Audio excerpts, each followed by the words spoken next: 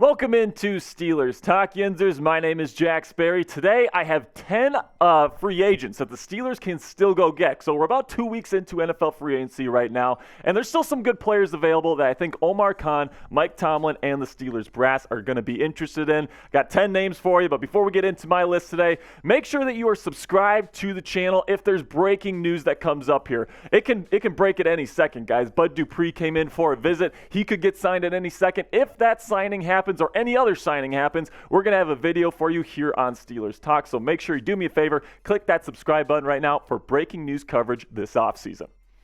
So Omar Khan had an interview on the Steelers YouTube channel yesterday, actually, where he said that the Steelers are still in discussions with several NFL free agents. Now, they've already been pretty busy in NFL free agency thus far, but it's looking like that the Steelers aren't done. It's looking like that they could potentially fill a couple of their needs in the coming days and weeks. And speaking of those needs, this is what they could add here in free agency. Nose tackle, I think, is probably that one that they really need to fill. Montravius Adams is still on the roster, but he didn't really do a great job last year. One of the worst graded nose tackles in the league last year. If they could go get a nose tackle, that'd be great. You also needed a rotational pass rusher behind Alex Highsmith and TJ Watt. You could add a left tackle if you're not comfortable with Dan Moore Jr. Strong safety would also be a good addition. And then slot wide receiver is something that I could see them adding as well to give them a different flavor to the 5'9", 160-pound Calvin Austin III. So before I reveal my first couple of names here on my list,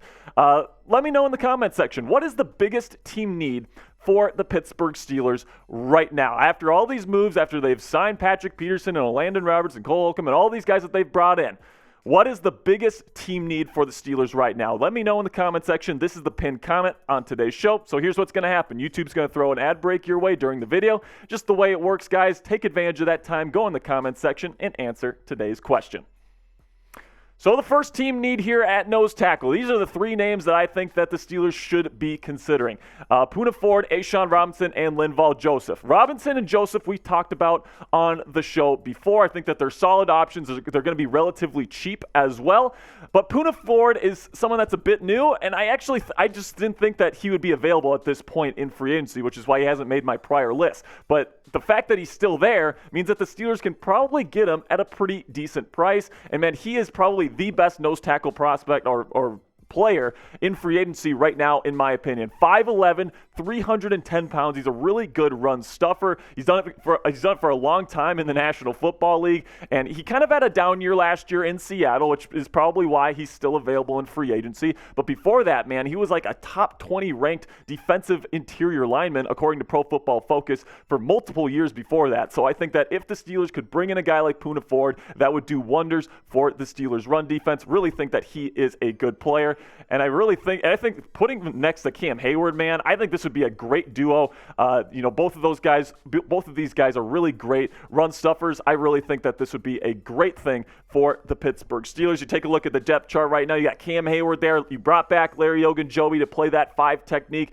Sounds like Mike Tomlin has a lot of confidence in Larry Ogunjobi moving forward. But then you got Montravius Adams, right? This is obviously a need. Montravius did not have a good year last year. Bringing in a guy like Poona Ford would be massive for the Pittsburgh Steelers. But, personally, I wouldn't mind it whatsoever if they brought in a guy like A'Shawn Robinson or Linval Joseph, or if they even drafted somebody in the draft. Like Linval Joseph, yeah, he's getting up there in age, but if you could draft a guy like maybe a Keanu Benton or a Siaki Ika in the NFL draft, I think that's a good nose tackle duo, and even if one of those guys got hurt, I think that you would be in good shape. So before I reveal the rest of the names on my list today, let's have a word from our sponsor at Athletic Greens. I drink AG1 by Athletic Greens literally every day, and I love it. Get comprehensive and convenient daily nutrition at athleticgreens.com/chatsports. I gave AG1 a try because I wanted more sustained energy throughout my day and wanted a supplement that actually tastes great. I take AG1 in the morning and makes me feel ready to take on my day. AG1 combines all of your key health products in one convenient and tasty beverage. And in my line of work, guys, sometimes you have to put in those long hours, especially during NFL free agency. So AG1 helps me feel energized and sharp so I can be at my best no matter how busy my schedule gets. Covering my nutritional basis for the day literally couldn't be any easier, which is why I trust Athletic Greens. I just mix 1 small scoop of AG1 with 12 ounces of water and drink it first thing each morning. Done. Simple. Easy. I also like that it costs less than $3 a day, which if you ask me is pretty darn good. It's a really effective daily habit with the highest quality sourced ingredients, which is a win-win for you and your health. If a comprehensive solution is what you need from your supplemental routine, then Athletic Greens is giving you a free 1-year supply of vitamin D and 5 free travel packs with your first purchase. Go to athleticgreens.com/chatsports. That's athleticgreens.com/chatsports. Check it out. The link is in the comments and description of today's video. Now let's talk about outside linebackers. The Steelers need somebody to kind of fill in as a rotational pass rusher behind TJ Watt and Alex Highsmith. Right now, the favorite is Bud Dupree. He's been brought in for a visit with the Pittsburgh Steelers. My guess is, like I said earlier in a prior show this week, I think it's going to be a medical check. I think the Steelers medical staff wants to see what Bud Dupree and his knee and all that stuff is like right now, see that he's healthy. And if that checks out, plus the money figures kind of match up with the Steelers and Dupree's team, I think he's going to be a Pittsburgh Steeler. But there's still some other really good options on the free agent market. Justin Houston played with the Ravens last year. He's a former Pro Bowler. He's really traveled around the league. He's a bit older, but man, he really did a good job last year. 9.5 sacks, and he's still available in free agency. I really think that he's going to be a good player in this league, even though he is getting a bit older. I think as a third pass rusher, you can't get much better than Justin Houston. And then another name to consider is Melvin Ingram. Yes, he played for the Steelers in 2021. He recorded a sack in 6 games, 2 tackles for loss. And then last year, he goes to Miami, and he plays in that third rotational kind of third down pass rusher role, and he gets 6 sacks. I mean, if the Steelers can get 6 sacks out of Melvin Ingram next year, I think that would be absolutely worth it. So if the Bud Dupree thing doesn't work out, you could absolutely bring in a guy like Melvin Ingram to go behind TJ Watt and Alex Highsmith, who are your starting outside linebackers. There's no doubt about that. They're one of the best pass rushing duos in the National Football League. But man, you take a look at what, in the backups there. Malik Reed is gone, right? He was a free agent. He wasn't very good last year either. And then other than that, you got like Quincy Roche. There's really nothing behind these guys, and they need somebody solid like a Bud Dupree, a Melvin Ingram, or Justin Houston to really solidify this group. So go ahead and pick one for me in the comments section. Do you want Bud Dupree, Justin Houston, or Melvin Ingram? Pick one for me in the comments section by typing BD for Bud Dupree, JH for Justin Houston, or MI for Melvin Ingram. Now, let's go to the potential left tackle prospects to replace Dan Moore Jr. Now, they might end up not doing this. They might end up going and getting somebody in the draft, but I think if they end up making a move for a left tackle, it will be either for Donovan Smith or Isaiah Wynn. Now, both of these guys, in my opinion, are better power blockers than Dan Moore Jr. Dan Moore Jr. has never really been a power type of guy. He's been more of a zone guy. That's why the Steelers drafted him in 2021, because Matt Canada traditionally is more of a zone guy, but it seems like Tomlin is forcing a change here. And I think that Donovan Smith and Isaiah Wynn, even though they graded actually worse than Dan Moore Jr. last year, according to Pro Football Focus grading, I think that they are a better fit for what the Steelers want to do this year. You look at the signings like Nate Herbig, Isaac Seumalo, right? These guys are power blockers. And it's really looking like Andy Weidel, Omar Khan, Mike Tomlin. They want to shift this offense in that direction. Now, you could make an argument that at this point in their careers, Dan Moore Jr. out of these 3 is the best pass protector. Now, that I'm not too sure about that. I think Donovan Smith might still have a little bit left in the tank. Isaiah Wynn has played some good football in his career. But at this point, guys, I think the Steelers are going to be trying to get someone with a bit more power than Dan Moore Jr.